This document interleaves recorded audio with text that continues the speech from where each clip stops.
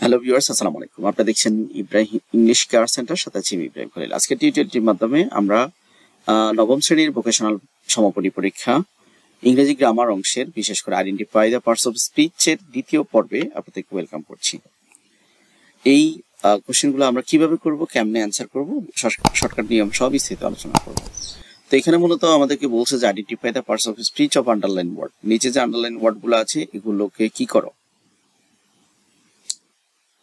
করো, নিচের আন্ডারলাইন ওয়ার্ডগুলোর পার্টস অফ স্পিচ আইডেন্টিফাই করো। তো আমরা ক্রমান্বয়ে দেখছি। আমাদের কিছু রুল জানতে হবে পার্টস অফ স্পিচ জানার জন্য। পার্টস অফ স্পিচ আমরা জানি 8 প্রকার। নাউন হচ্ছে identify a person, place, things or idea. হ্যাঁ, যেমন এখানে বুক বা লন্ডন। তারপরে প্রোনাউন আমরা কোনটাকে বুঝাই বা কাকে বলি, রিপ্লেস অফ নাউন বা নাউন ফ্রেজ, হি, শি, দে, এগুলো হচ্ছে প্রোনাউন। আরো আছে, শুধু এগুলা জাস্ট উদাহরণ।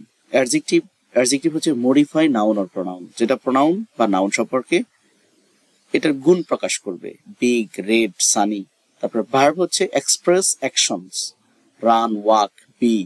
অ্যাডভার্ব কোনগুলো? অ্যাডভার্ব হচ্ছে ভার্ব, অ্যাডজেক্টিভ বা অন্য কোনো অ্যাডভার্বকে ডেসক্রাইব করবে, তাহা হচ্ছে অ্যাডভার্ব, কুইকলি, অলমোস্ট। প্রিপোজিশন হচ্ছে কি করে, relationship between two words, inside, beside, in, of, for, from, এগুলো হচ্ছে প্রিপোজিশন। কনজাংশন কোনগুলো? কনজাংশন হচ্ছে connect words or group of words, after, because, in, after, because, and, but, or, so, যেগুলোকে আমরা conjunction হিসেবে চিনি। ইন্টারজেকশন হচ্ছে express the emotions or surprises, expresses the grief, sadness, happiness, wow, alas, hurray, yeah, oh, এগুলো হচ্ছে ইন্টারজেকশনস।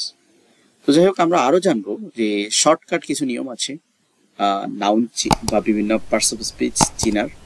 বিশেষ করে noun চিনবো আমরা কিভাবে, কোনো শব্দের শেষে যদি নেস, হুড, ডম, শিপ, ইয়ার, ডাবল ই, টিএইচ, এজিই, শন থাকে, তাহলে আমরা বুঝবো ওই শব্দগুলো নাউন।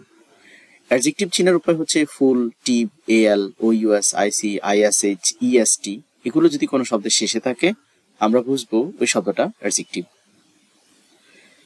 ভার্ব চিনার উপায় হচ্ছে শব্দের শেষে যদি ইডি থাকে, শব্দের শেষে এবং শুরুতে যদি ইএন থাকে, শব্দের শুরুতে যদি বি থাকে, শব্দের শেষে যদি আইজেডি থাকে, শব্দের শেষে যদি আইএফওয়াই থাকে, ওই শব্দটাকে আমরা চিনব ভার্ব হিসাবে।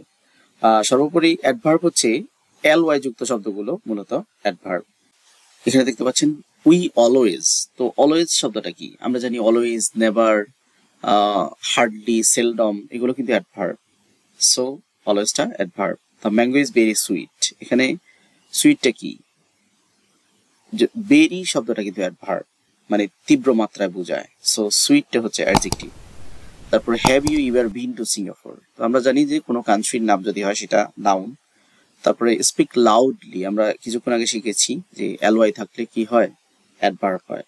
তারপর হচ্ছে হি ব্রট আ ব্লু শার্ট, এখানে বট, হি বট আ ব্লু শার্ট, বটটা কিন্তু ভার্ব, সে কিনেছে এটা নীল শার্ট। কালার দ্য শপ, এখানে কালার ব্লক করা আছে। সো কালার কি? আমরা হয়তো চিন্তা করছি যে কালার দ্য শুজ, আমরা হয়তো চিন্তা করছি কালার মানে হচ্ছে রং, সো হয়তো নাউন বলতে পারি, কিন্তু এখানে কালার কিন্তু নাউন না। কালার দ্য শু মানে হচ্ছে শুটা রং করো, সো কালার হচ্ছে ভার্ব। এই ছিল আজকের আয়োজন। পরবর্তী মডেল কোয়েশ্চেন 3 দেখার আমন্ত্রণ জানিয়ে আজকে আমাদের এখানে শেষ করছি। আল্লাহ হাফিজ।